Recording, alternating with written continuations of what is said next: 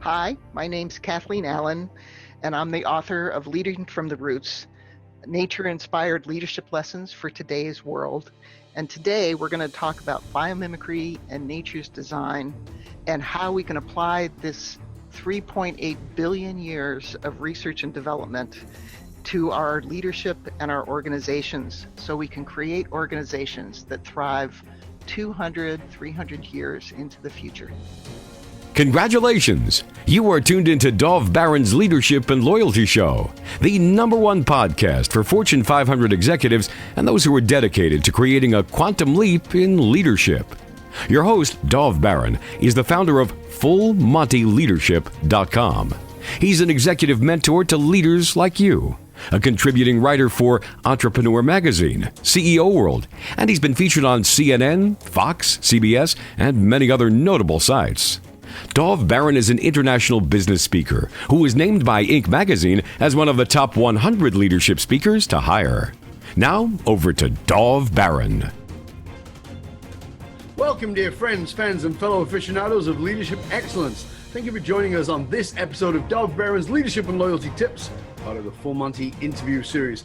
I'm your host, Dov Baron. I'm the founder of Full Monty Leadership, and I'm here to assist you tapping into the one thing in your business that changes absolutely everything.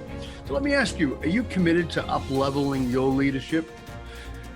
As we stretch out into the not too distant future of machine learning and sitting at the feet of the AI gods, will we know how to stay in touch with why we are doing what we're doing and with the people, the humans within our organization? Well, stay tuned because you're about to find out. Remember, you can now chat about this episode or any past episodes on our Facebook page. Simply go and look for Dov Baron's Leadership and Loyalty Podcast on Facebook. If you're a new listener, new viewer, thank you for joining us. Strap yourself in. We're about to go full Monty. As always, you can find us on iTunes, Spotify, iHeartRadio, or wherever you tune into podcasts. And we always need your help in staying relevant. So please get over to those places, rate, review, and subscribe to the show. You can also catch us on traditional radio stations every Monday and Thursday, all the way across the United States, all the way from Las Vegas to Philadelphia, from Philadelphia to Georgia, to Florida, to Colorado, to Wisconsin, to even Washington, D.C. and the Quantico area. You can find us everywhere. You can also look for us on Roku TV, where there's over 100,000 subscribers. And if you're a regular listener, a big thank you to you for making us the #1 podcast globally for Fortune 500 listeners with a potential reach of 2.5 to 4 million listeners for every show. We're honored and grateful to be cited by Inc.com as the #1 podcast to make you a better leader. You can also find us on Spotify, on Google Home, and Alexa by simply saying, play Dov Baron Podcast. Again, thank you for sharing the show with everybody you know. All right, let's strip it down, dive right in. As a leader, whether you're a CEO, someone in the C-suite, sales leader, entrepreneur, or leader in any capacity, we are already looking at how to become more efficient in our organizations through AI and machine learning. But what's the potential cost to us, at not only at a corporate level, but at a human level? Will we know how to stay in touch with what we're doing, why we're doing what we're doing with the people in our organizations? And now let me ask you this. What if you had access to 8.3 billion, with a B, years of research that you could tap in to assist you being a better leader? You want to find out? Well, let's do that together. My guest on this episode is Dr. Kathleen Dr. Kathleen Allen. She is the author of Leadership from the Roots, nature-inspired leadership lessons for today's world. She is the president of Allen and Associates, a consulting firm that specializes in nature-based leadership, innovation, and organizational changes. She's worked with high-profile organizations, including McKnight Foundation and UC Berkeley, among others. That is, she is a member of the International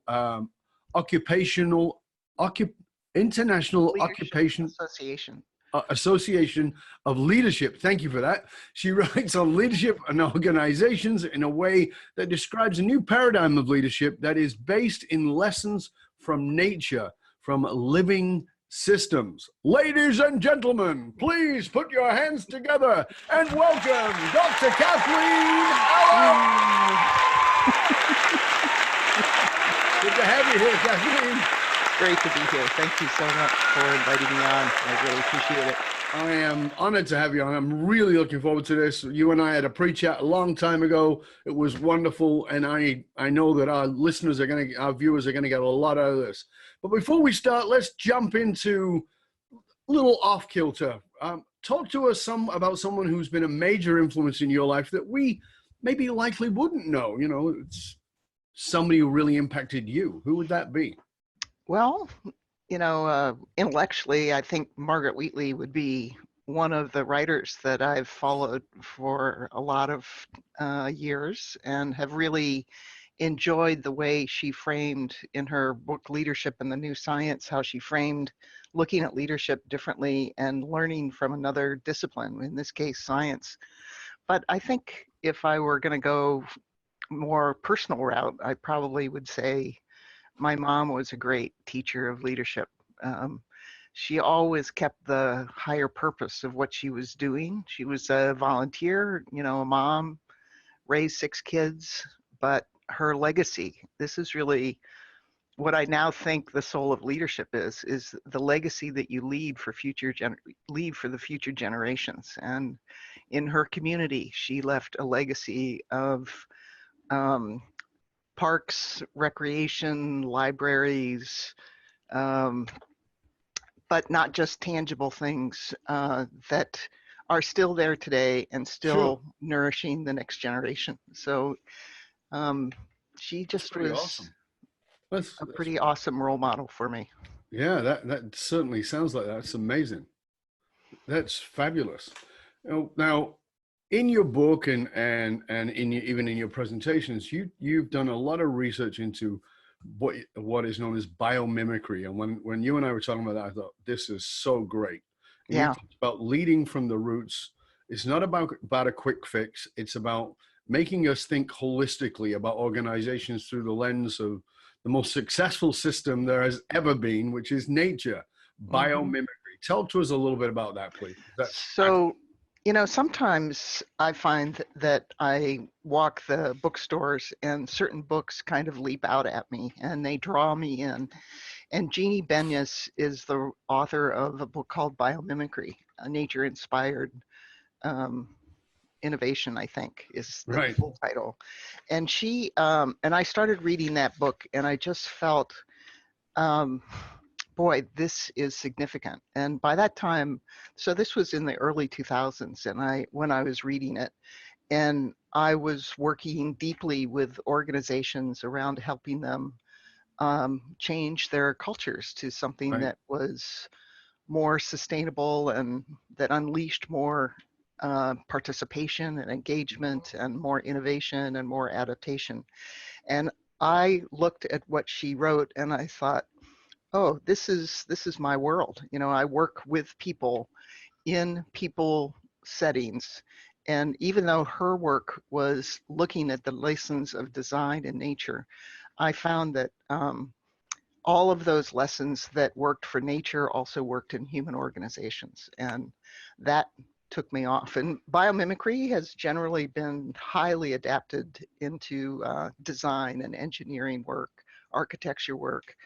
And now they're just slowly starting, let's say in the last 4 or 5 years, to look at biomimicry applied to human systems. But this has been something I've been doing for a long time in my career, and it is so rewarding and so impactful for organizations when they shift from when they stop objectifying the people in the organization and start treating them as living human beings, Hmm. and they treat the overall organization as living human beings.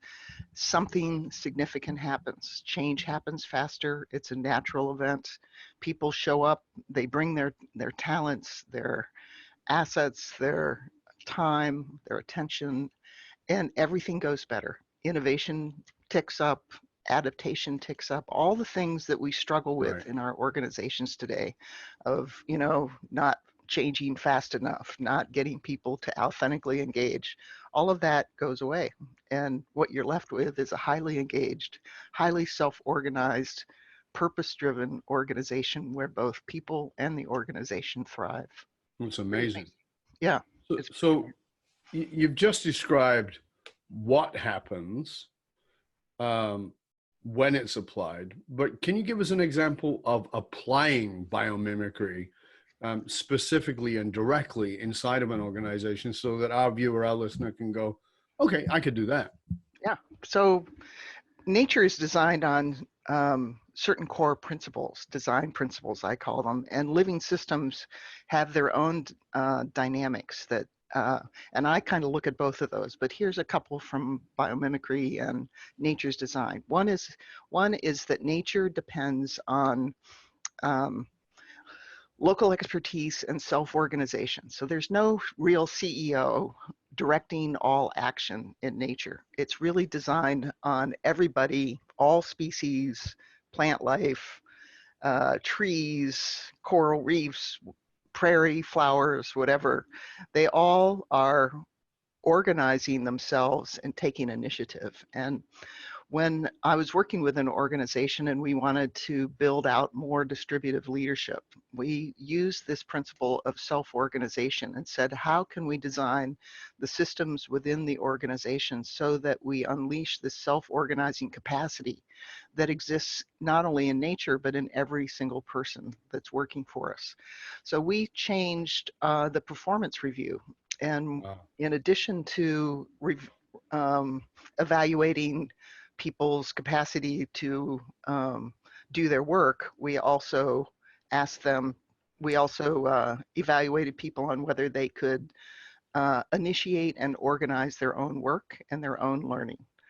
We evaluated them on their ability to be self-aware, so they would continue to get feedback that would help Right. them evolve and grow. We evaluated them on their ability to align and actively contribute to the larger core mission and purpose of the organization, because you can't have self-organization without a direction. Right. And we asked questions around their emotional intelligence. Can they manage and uh, are they aware, and can they manage their own emotions so they're not spreading drama and chaos Right. throughout the organization? So Right. that would be a very simple way. And then we went back and into the job descriptions, and we went back to the supervision. And so we basically redesigned the whole HR system to complement, reward, and reinforce that we were serious about self-organization in this organization. And it was stunning. It worked.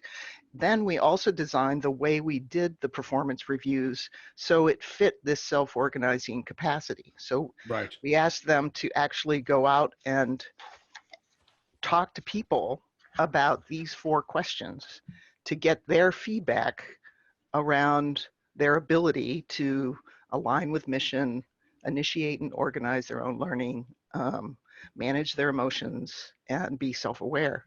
And Right. so the process of filling out the performance review actually modeled the 4 things that were critical for us to demonstrate and support the self-organizing principle. I mean, there's a lot of, and I will say this in quotations, a lot of talk about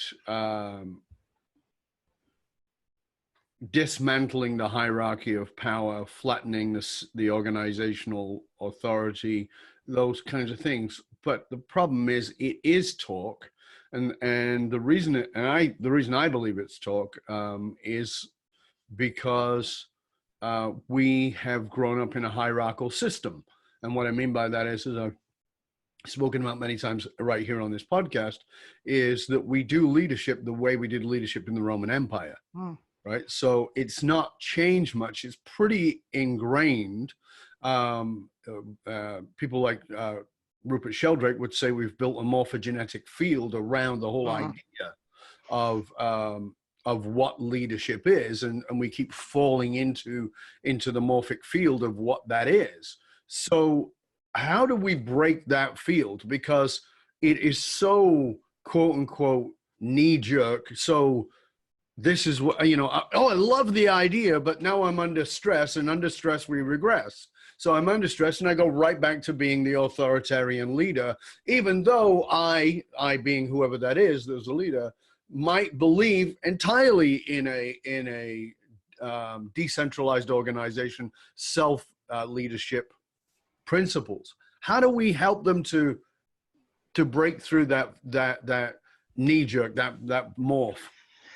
Well, I find the people that are really first in line to break through and develop a new way of thinking about leadership and practicing leadership are the people who, at some point, are self aware enough to know that the world is getting really complex. Mm.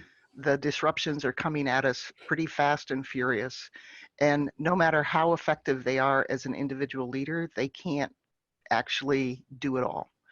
And so once a person goes there, then they seek out people like me, because that's really my whole consulting practice is built on people who have come to that conclusion and are ready to push the envelope to design a new system and to lead in a different way. And Mhm. so it probably starts at some level with a self-awareness of what their capacities are, how big is their span of control, what is getting them into trouble over and over and over again.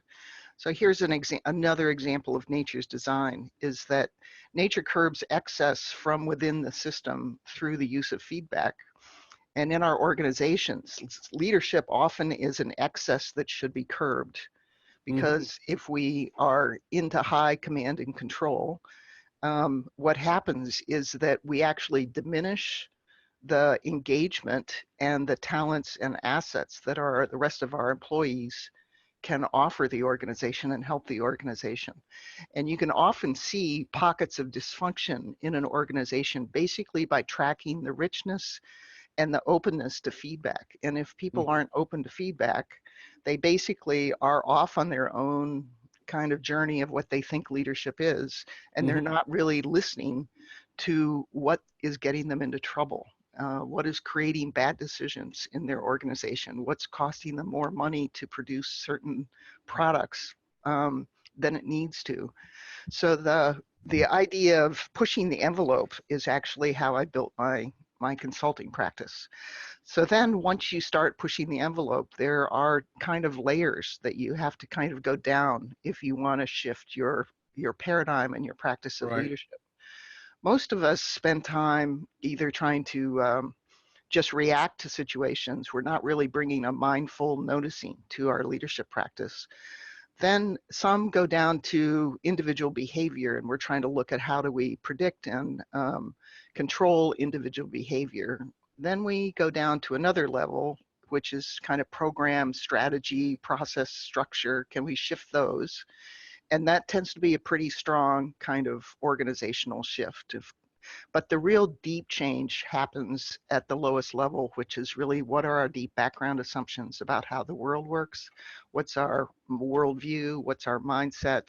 And Absolutely. when we can get down to that place, all of a sudden, innovation and a really authentic shift happens in leadership. So in my coaching practice, that's where I work. I work on those defaults that are often unconscious, um, unintended, but are getting the individual leader in trouble. And if a person is actively looking for another way of being and another way of designing organizations, then this journey into what's holding them back from doing it can be a very powerful journey, and it changes just Absolutely. about everything. Yeah. Another example is so one of our defaults, our kind of conventional practice is we don't see the interdependence in our system, and yet living systems in nature is fundamentally a network system, and it's Absolutely. driven on interdependence. So another example is that I've often taken leadership teams through an exercise where each leadership member on that team is asked to identify how each other person, all the other people sitting around that table, help or hinder them in their ability to get the work done. So Right. the the marketing person looks to the marketing and sales looks to service, or Yep. manufacturing, looks to R&D or whatever. And they do all of these paired up, and they just list, okay, how is finance helping me or hindering me? How is marketing or development or whatever? And it is stunning to me that they haven't really fully seen the whole network of why they depend on each other to accomplish the organization's goals.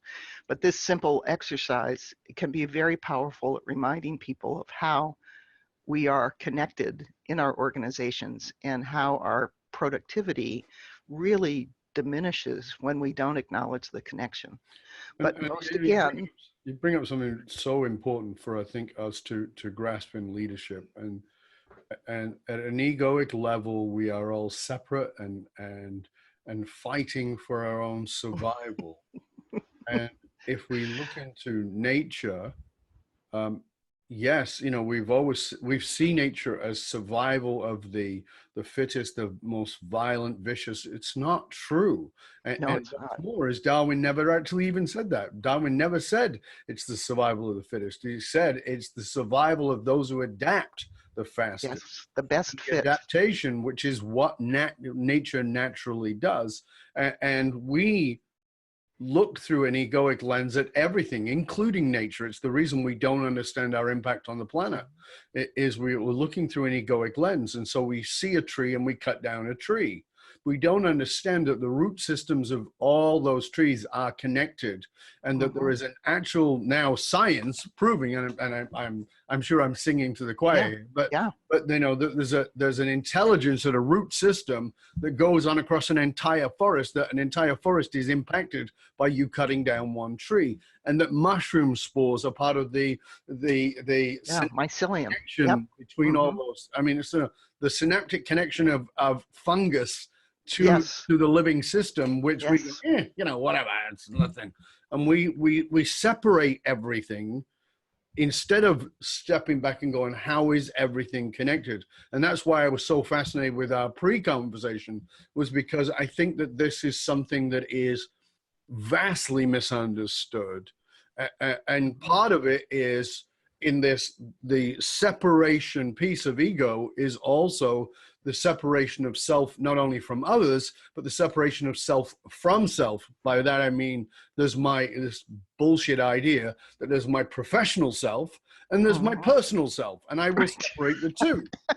Yeah, like, okay, Yes. Mr. Yes. Schizophrenia, that is not how it Yeah. works, Yeah. because the bottom Or our line is, head is separate from our heart. yeah, You like know, as if craziness. our body, one body, all connected within one skin, actually has separate parts that aren't connected. It's really bizarre how this would be an example of this kind of deep mindset, this deeper Exactly. way of thinking or believing that then shapes what you see, and then Absolutely. you act out of what you see or what you think you see or what you selectively see, and then you aren't open to listening deeply to the feedback from the system or from nature, and then using that to adapt. That's really how we thrive into the future, is by paying attention to what the messages are and trying not to use our emotions or our pre-existing beliefs to shape or curtail or dampen down those pieces of feedback for us. But I imagine that even in the context of the subtitle of your book,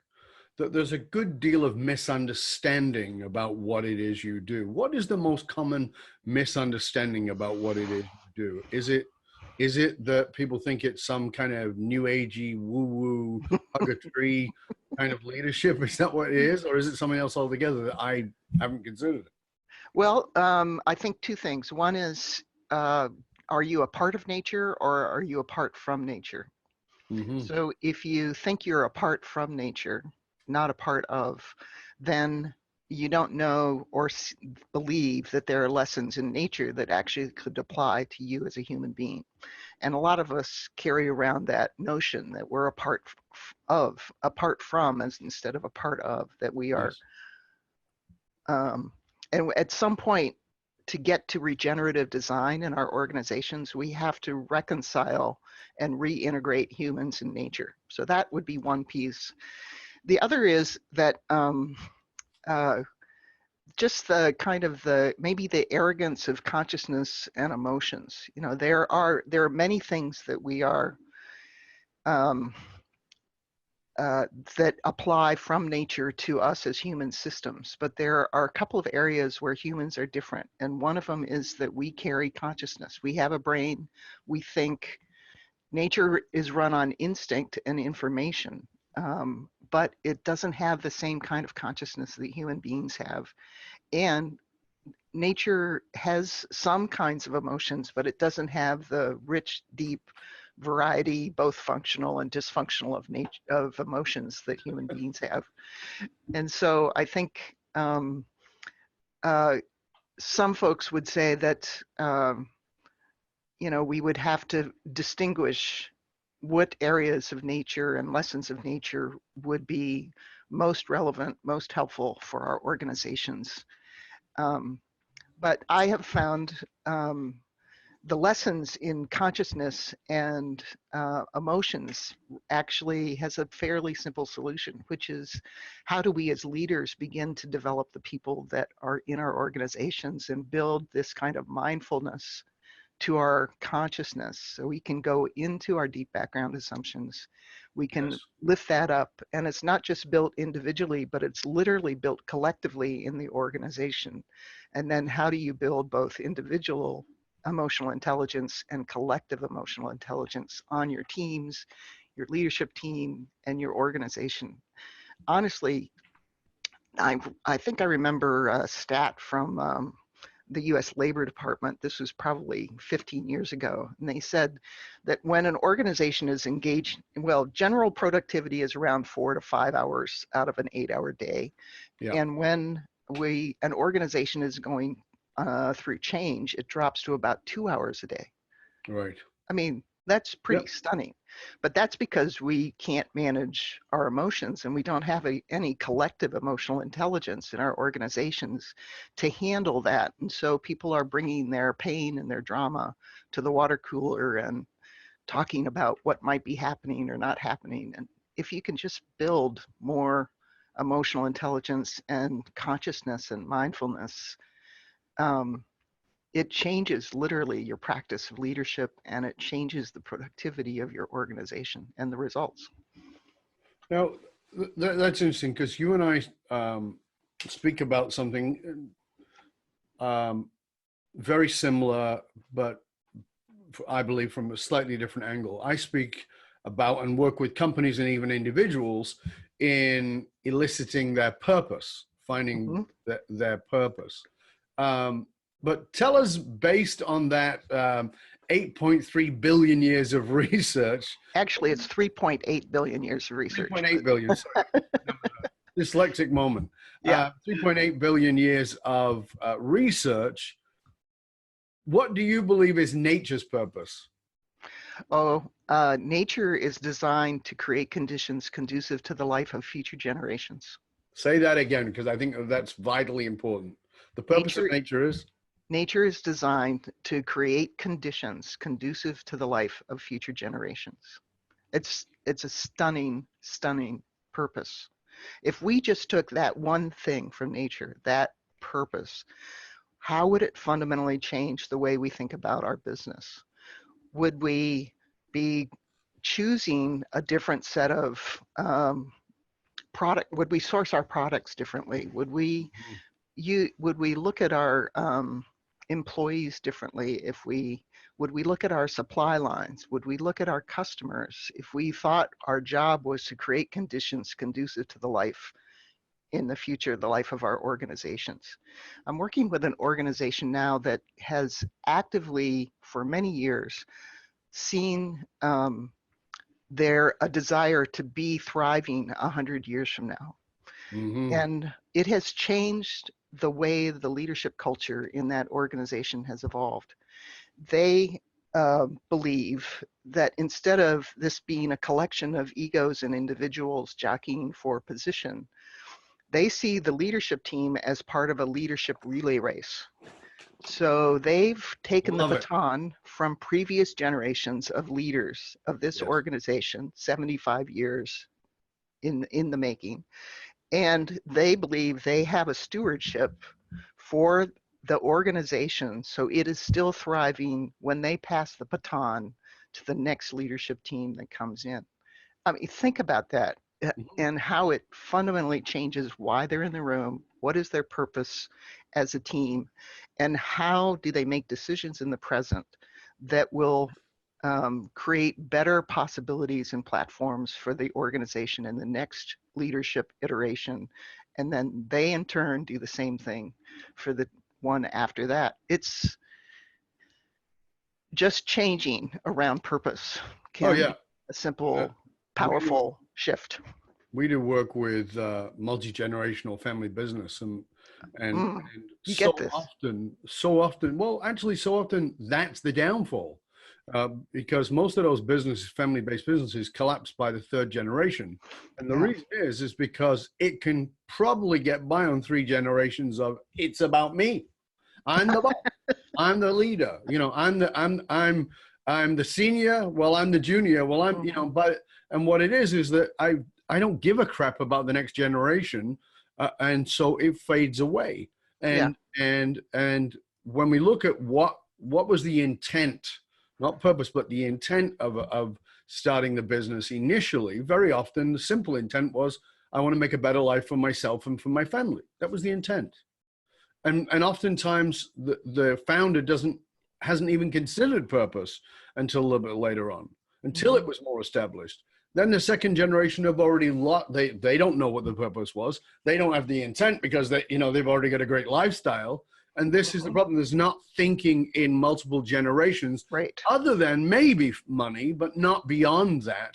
And Right. what you're talking about is it a greater impact? And again, I love this analogy of nature because it it allows us to consider business at the level of sustainability that's never been considered. We think about sustainability as in, well, we're going to use less power in our company. We're Mhm. going to source our materials better. We're going to not use child labor. We're going to do, whatever it is. But when you think about it in a even beyond global way of thinking, because global even limits us to the physiological but materialistic, but at a greater level, we then have to think about, you know, how does, we think, well, don't push crap into the ocean because we're poisoning the coral. Mhm. But what we don't think about, well, what eats the coral? And we don't Right. think about, well, I Right. love, we were walking down the street the other day and I noticed a fish sign, like a painted fish Mhm. by the manhole. It doesn't mean there's fish down the manhole. It means when you pour crap down the manhole, that's going to reach fish eventually, and you're going to be eating the paint thinner you just poured Right. It down all there. comes around. It all comes And around. I that's what I recently, don't think we get in leadership. yeah, I Don't know. get that there's a ripple effect where where you are on the other side of that tide. It's Right. going to come back to you anyway. Because I it's think we've connected. It's an interdependent system, and eventually what you put out will come back. And I think I've done a lot of work in the leadership and sustainability world, but now I don't think sustainability is the final stage. I think no, if you think about degenerative practices, yes, that's basically all of our conventional wisdom about leadership and management.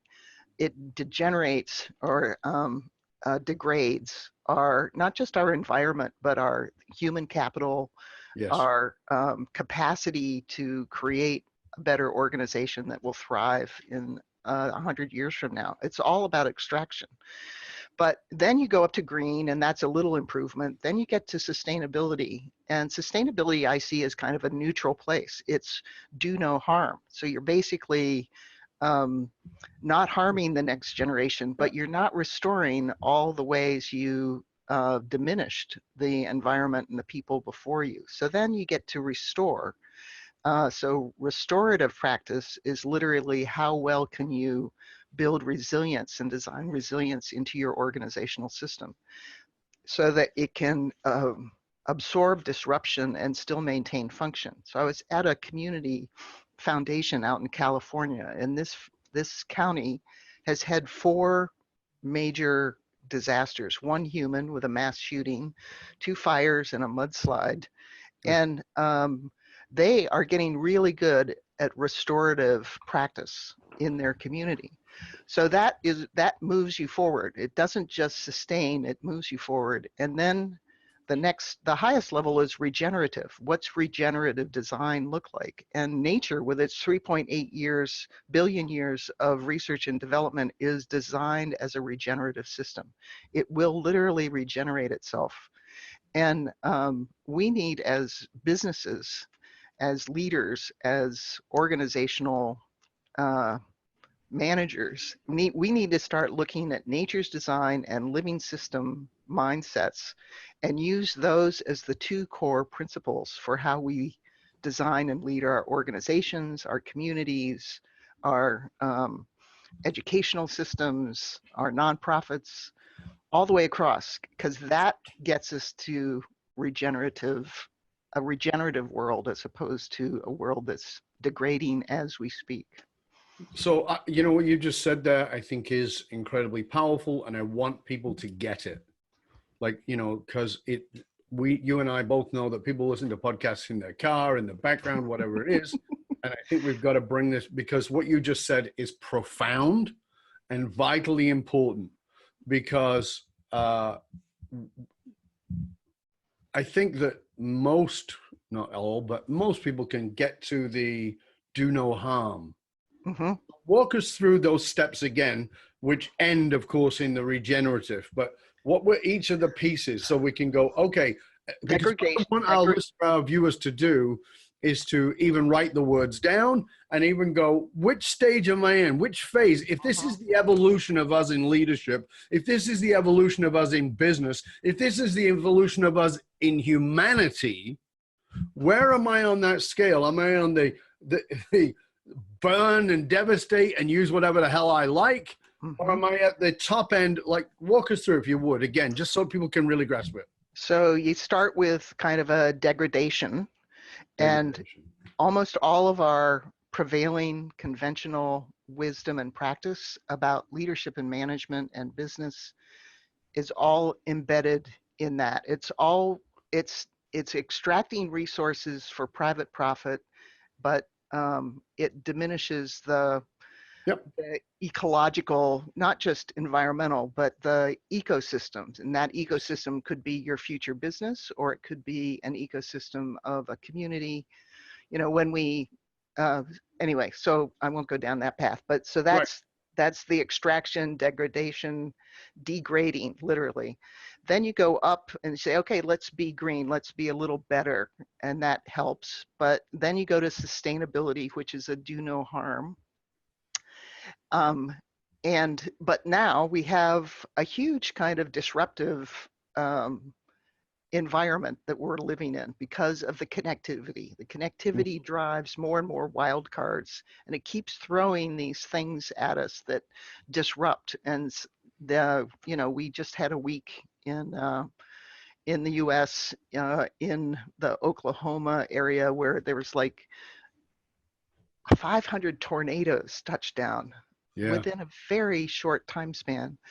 And the weather pattern just kept hitting the communities. Well, this restoration, this ability to restore is gets you, if you're looking at a -100, that's the degrading. Sustainability is 0. Green is maybe -25. Mm-hmm. Restorative is like a +25. So basically you're taking the environment, or you can apply this to people too. You know, are we able to restore the people that have withdrawn from our organizations because they have passion, they have commitment, but they've been hurt by the processes that are part of our degradation, and so they've withdrawn their talents and time from our organizations? Can we restore that trust? Can we restore that relationship? Then the top one is like the plus 100 would be regenerative design. So can we literally build a system, an organization, a business that's designed to continually regenerate, adapt, evolve? So if we were going to look at profit in nature, nature would define profit as evolution of the whole system. Wow, that's Wow. lovely. Say that again. Nature would define profit as the evolution of the whole system. So what happens in nature is that as we have some disruption, it forces an adaptation. And those adaptations build more specialization in the ecosystem. And that ecosystem then with specialization becomes more diverse, and then it becomes more complex. It's kind of like a spiral. Yeah, And then after it gets more complex, you begin to realize as species that you don't, if you used to just harvest all of your own nutrients, that in this greater diversity, kind of like a food web, that one species waste can be your fuel, your absolutely. nutrient. Yeah, And so it begins to shift towards interdependence.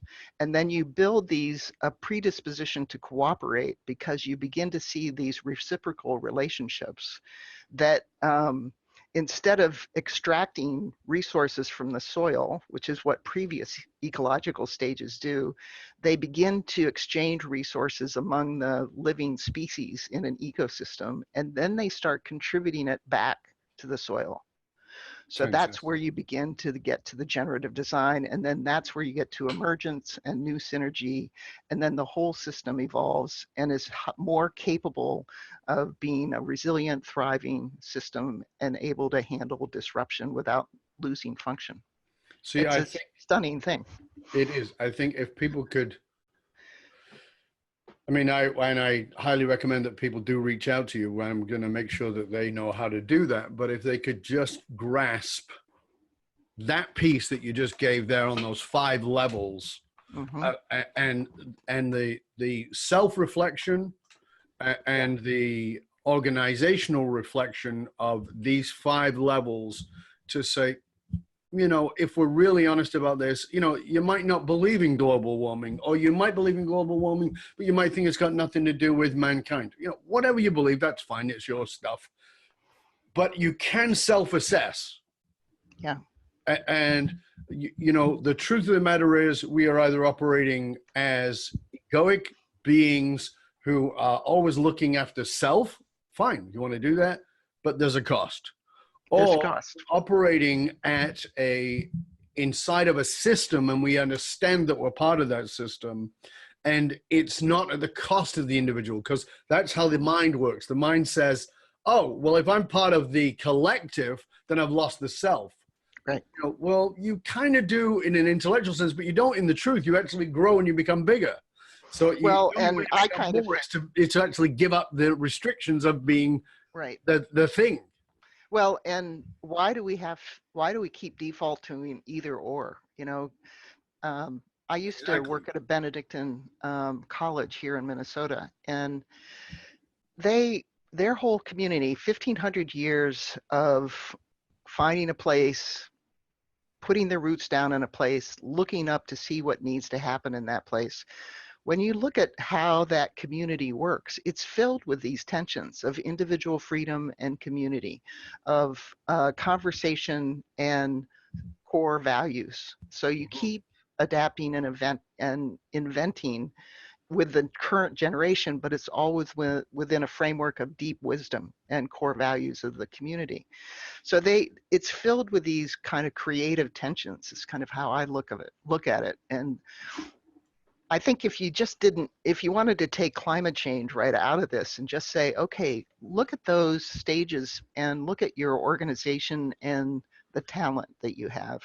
I had a friend who was in banking, and he was stunned when he saw how much Amazon paid for Zappos shoes. And he was so struck by how the buyout figure was much higher than what he could track in terms of tangible assets. And so he Yeah. decided to go visit them. And fundamentally, what he realized is that they're trading the higher value is all embedded in culture. the culture Exactly. of innovation, That's and what it that's all driven by people. is. So Absolutely. if you're trying to build a company or sustain a company or grow a company around um, your that kind of additional gap that you're trading on, it's trading on your people. And if you objectify your people, they basically will understand that, okay, I'm an object in this organization, and therefore an object is ownable. So who owns this organization? And then they look to the leaders and they say, oh, well, you're getting the big paycheck, so you must own the organization. And when you come to me and say, would you please engage and help me solve this problem, they look around and they say, hey, I'm an object, you own the organization, this is your problem, why should I show up? Exactly. And then that is really the thinking at the core around our engagement problem, is that we have leaders who may be objectifying the employees, and the employees know that, and so they don't engage because it's not their problem. Or you can have it in a flip side, you can have a leader who sees the livingness of the system, but the employees, through their experience and, you know, past experience, Yeah. think that they're objects instead of a human being, and then the employees are holding that objectification instead of the Yeah. leadership. And sometimes we can see it within leadership teams where Absolutely. some are working from a living system frame, and then some are looking at it more from an objectified frame. And those folks that hold the object, their teams suffer from it, Of course. but also they don't cooperate and literally um, work from an interdependent framework with their colleagues on the leadership team. And so you can have 5 divisions that are highly innovative and one division that is stuck in this kind of objectification frame.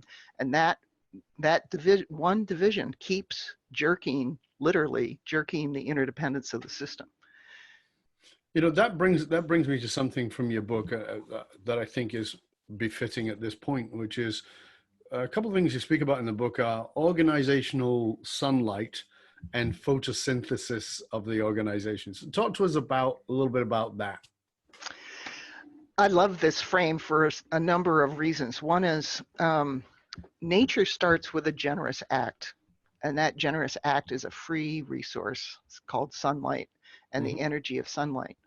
But the less seen second generous act is that it requires active engagement in the form of photosynthesis to translate this free resource into something that sustains all life on this planet. So Mm-hmm. if sunlight falls on the moon, you know, there's no green up there, no photosynthesis to turn it into something that fuels life. So it falls on literally barren soil. And I think in organizations, so one is, you know, what are our generous acts? I mean, the fact that this system is generous instead of self-serving is really stunning. And I think it's Yes. part of one of the reasons why it's a regenerative system. It continues to regenerate because there's this generosity and reciprocal relationships that keep evolving and building the system.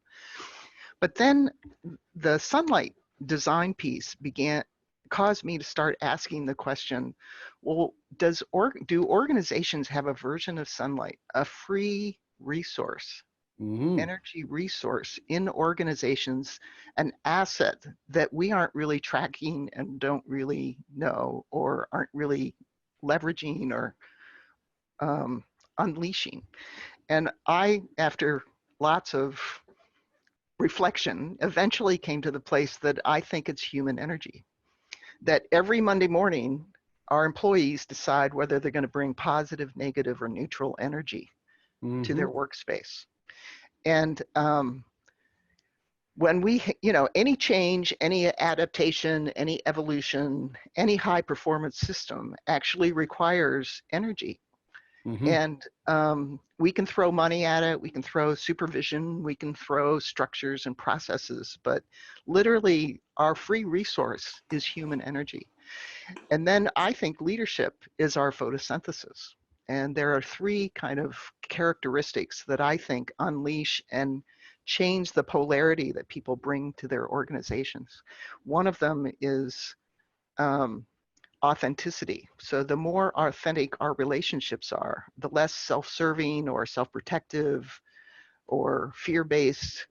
When that stuff goes away and we begin to have these more transparent, authentic relationships, it unleashes some of that positive energy. The second is a higher shared purpose. I write about this in the book. It's a very simple old story of interviewing three bricklayers, and you talk to the first bricklayer and you ask what are you doing? He says, I'm laying brick. Right? You go to the second one, they said, I'm building a wall. And you go to the third one and you ask him, what are you doing? He's doing the same tasks as the other two, but he says, I'm building a cathedral. He saw the higher shared purpose, and he saw how his day-to-day work contributed to that higher purpose. And I think that higher purpose is what also invites and brings this positive energy into the workspace. And I think that a purpose, a higher shared purpose, is different from a mission or a vision, because a purpose actually is an articulation of how your organization connects to the larger environment that it's operating in. So our organizations are not siloed, just like the inside of our organizations aren't siloed. We are connected to the communities that we're doing business in. We're connected to the environment that we're gaining our resources from. And so a purpose is a statement of how this connection is manifested. And I used to go into leadership teams and ask them to identify what is the purpose of your leadership team. And people would be kind of stunned, but eventually they'd get to kind of a superficial statement of what it is. And so I stopped asking that question and I started asking, what is the deep need that your leadership team is here to respond to? And then that got us to a deeper level. Like, we're here to fiercely defend the future capacity of our organization, or we're here to contribute to the larger community. And oftentimes we lose, as our organizations grow, we lose the core reason why our organizations were put into place in the first place. But almost all organizations start with a deep need that they see, that they design an organization to fill. And the deep need isn't in themselves. The need is literally in the community that they are in relationship with, whether it's the global or not. And then the final level is always global. Some level. Yeah. So this is fascinating. We are already close to the end of the show, and obviously you and I can, could go for several more hours on this without any challenge whatsoever. It's a wonderful conversation, but we have to move into our lightning round. Are you for our lightning round? Yeah, go for it. Okay, good. So in our lightning round, we ask questions that are maybe a little off topic, but maybe not. What are you presently most curious about? This regenerative design. I'm deeply curious about how do I help change people's mindsets so that they can begin to see the possibility of redesigning the way they think about leadership in organizations and communities, so that we can deeply and quickly move in this direction. Fabulous. In a time that we live in, which is a time where everybody's offended by anything and everything, what is your bravest opinion? My bravest opinion?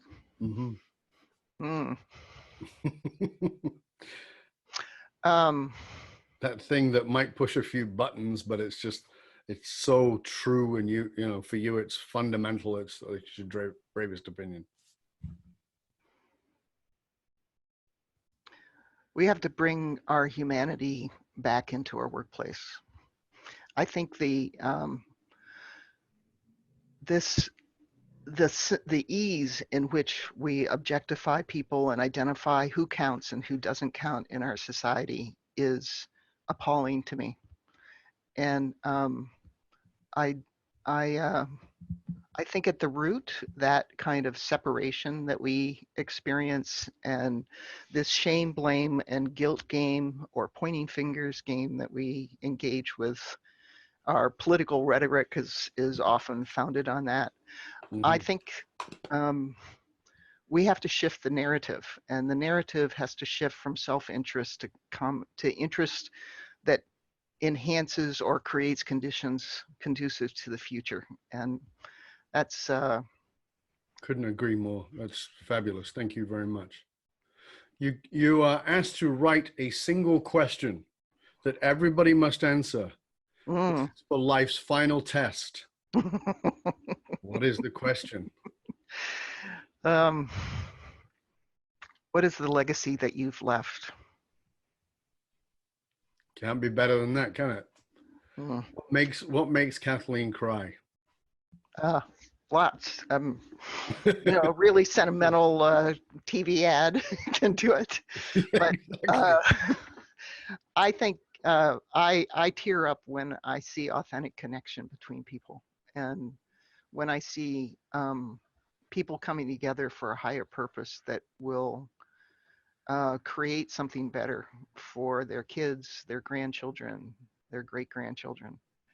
I think that when we are connecting our future to the the kids and the nephews, nieces, grandnephews, nieces that are part of our family system, we can see the future and our and the critical need that we have to shift the way we're thinking now because it's going to impact them. And that's that relationship, that love that comes through a family system is is very powerful, and it makes Yeah, me cry when we see those kinds of beautiful dancing with the universe kinds of things that happen that connect us to each other magnificent. now, to the past, and to the future. What makes Kathleen cry? Laughing.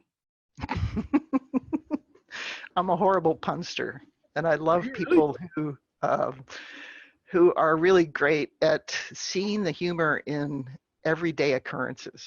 I've got a really good friend who's just beautiful at that.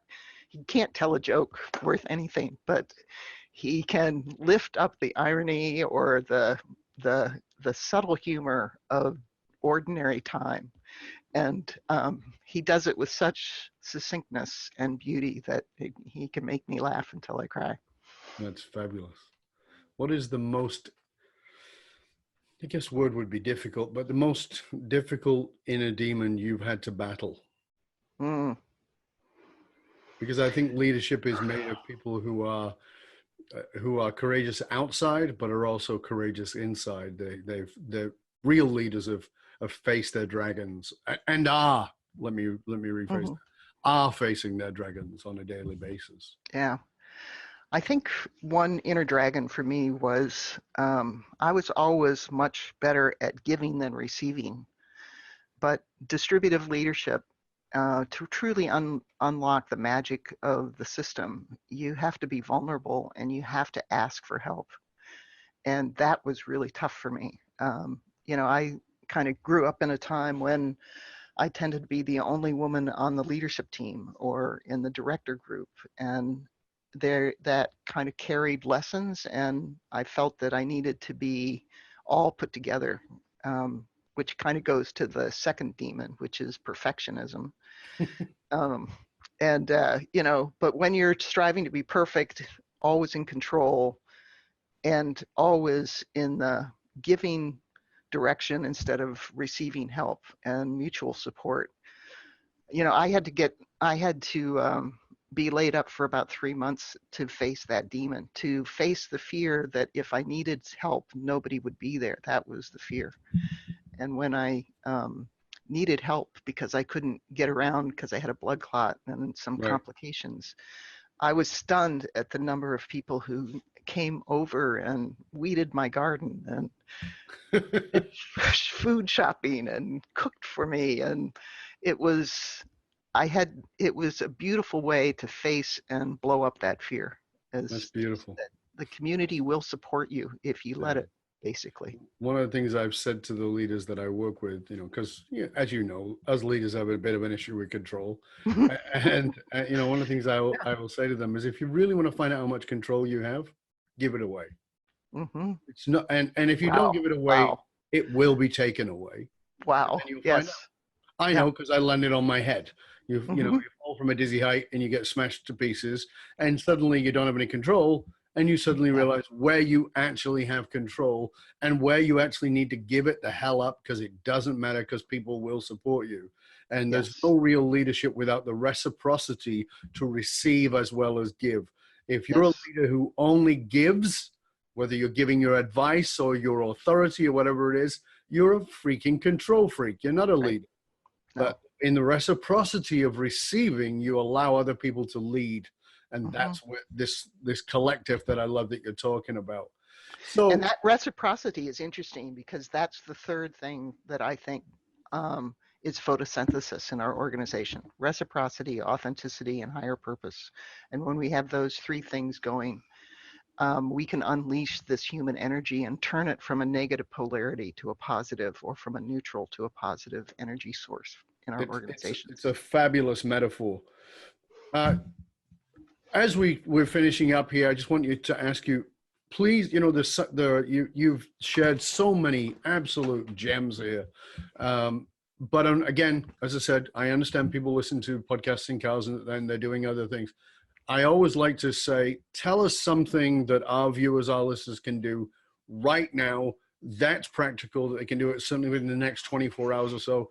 They could put into action to really begin to integrate this wonderful knowledge sharing that you've done with us today. What would that guidance be?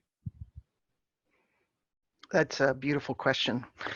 Um, I think one thing you could do would be to start noticing.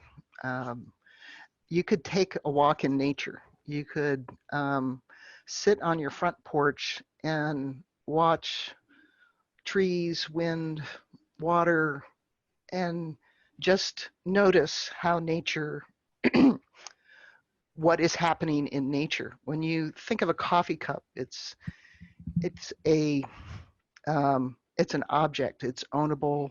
I don't have to ask permission. It doesn't care about relationships. I can move it wherever I want.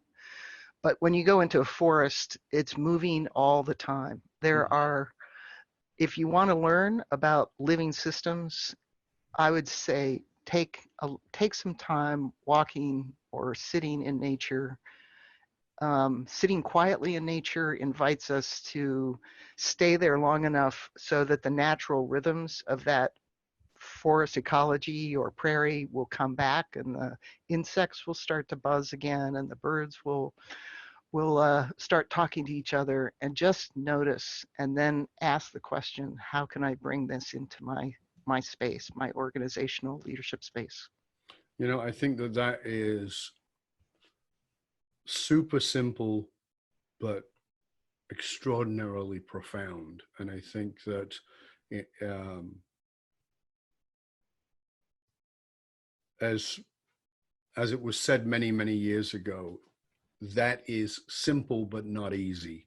There's a distinction between the two. So you will not do this once, you will do this many times before you even notice. Mm-hmm. But once you commit to noticing it from a context of leadership, how is this where I'm sitting right now leadership? Mm-hmm. And is the trees the leader? Is the river the leader? Is the wind the leader? Is the sun the leader? Is the soil the leader? Am I the leader? Or is it the lion or the tiger or the wolf or whatever it might be? And you suddenly realize every one of them's the leader and none of them are the leader. And it's just Right. a beautiful metaphor. Yeah. Thank you so much, Kathleen. It has been an honor and a pleasure. Please tell our viewers and our listeners where they can find out more about you and all of your wonderful resources. Well, you can, if you're really fascinated with nature's design and regenerative systems, you can read my book, Leading from the Roots, Nature-Inspired Leadership Lessons for Today's World. The Leading from the Roots is it's a roadmap for people who want to bring the nature's design and living systems leadership into their organizations. You can also check me out on my website, kathleenallen.net, on LinkedIn and Twitter, but I would love to attract you into reading my blog. So you can go to my website, again, www.kathleenallen.net. And once a week, I send out a nice little nugget around something that we can learn from nature to kind of stimulate your thinking and keep you on focus around applying these ideas to your teams. So as I said, we will definitely post all the links to that in the show notes. But again, it's www.kathleenallen.com, and I will spell .net. Sorry, .net. Yeah. And I will spell that for you. So KATHLENALLEN.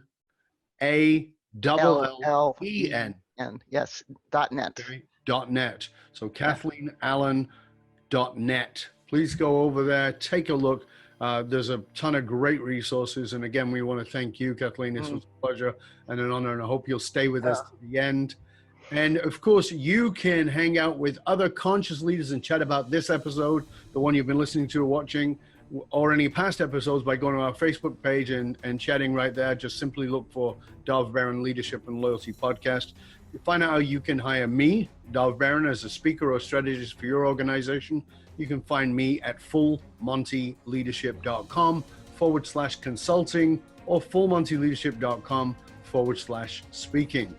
The research consistently shows that the fastest growing companies face the challenges that you do. They're spending a fortune in money, in energy, in time, attracting, training, and developing their top talent, only to have them leave at an alarming rate. If you're frustrated with investing all that time, money, energy, and effort, and having your people leave before you get your ROI, then come talk to us at fullmontyleadership.com, where we provide the essential leadership skills to rekindle and amplify the hidden loyalty assets inside of your organization by tapping into purpose.